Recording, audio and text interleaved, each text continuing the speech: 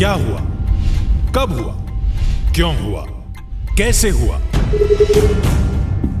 दिन भर आप ऐसी 100 बात सुनते हैं, लेकिन 100 बात की एक बात यह है कि सवाल उछालने से जिम्मेदारी खत्म नहीं होती। जब घड़ी इशारा करे 9 बजे रात का, वक्त 100 बात की एक बात का। किशोर अजवाणी के साथ IBN 7 पर।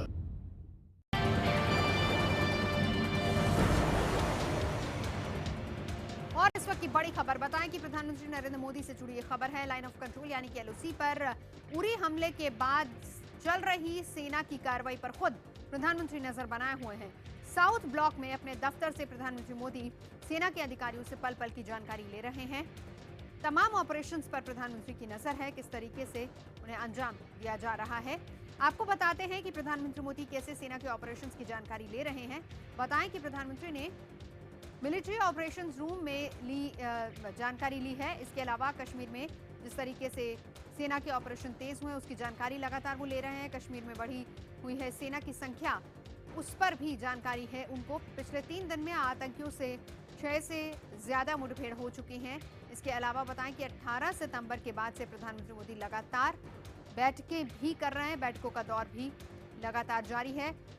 19 को 4 शीर्ष केंद्रीय मंत्रियों के साथ उन्होंने बैठक की थी और इसके अलावा प्रधानमंत्री के साथ बैठक में सेना अध्यक्ष और NSA भी मौजूद थे। उरी हमले पर रक्षा मंत्रालय से भी तमाम जानकारी उन्होंने ली है। 20 सितंबर को प्रधानमंत्री ने फिर से पूरे ऑपरेशंस के बारे में अपडेट लिया था, जानकारी ली थी। 21 तारीख को CCS की बैठक भी हुई थी और उसमें भी इस पर चर्चा हुई थी।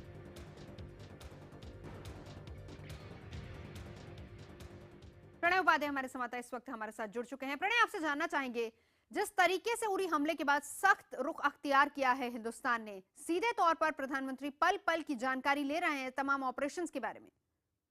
देखिए नवजोत, जिस तरीके का बयान प्रधानमंत्री की तरफ से आया था कि उड़ी हमले के जो हमलावर हैं वो अनपनिश्ड नहीं जाएंगे, यानी उन्हें बख्शा नहीं जाएगा, उन्हें सज़ा ज़रूर मिलेगी। इस बयान के कई मायने हैं और सरकार के लिए ये गाइडिंग प्रिंसिपल है और इसी के आधार पर सारी कार्रवाई हो रही है। और आप देखें कि पिछले उसके बाद से 18 तारीख के बाद से जो सीरीज ऑफ मीटिंग्स हुई, राउंड्स ऑफ मीटिंग हुई और अब उनका असर नजर आने लगा है। चाहे वो स्टेपिंग अप ऑफ ऑपरेशंस हो जम्मू कश्मीर में, आप देखें कि 18 तारीख के बाद से 6 कॉन्टैक्ट्स हुए हैं, एनकाउंटर्स हुए हैं टेररिस्ट के साथ। कई जगह ऑपरेशंस चल रहे हैं, विभिन्न चरणों पे ऑपरेशंस हैं।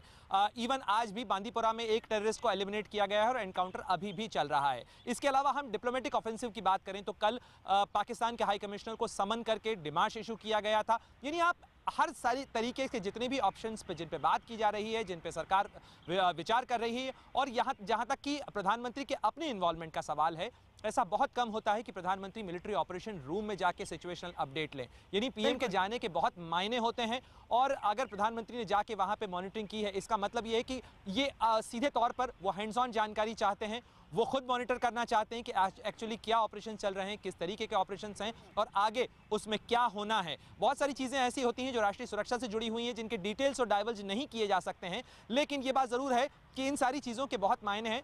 एक डिसाइसिव एक्शन को लेके जो नेशनल एस्पिरेशन है वो उस पर सरकार कदम उठाती हुई जमीनी स्तर पर दिखना चाहती है।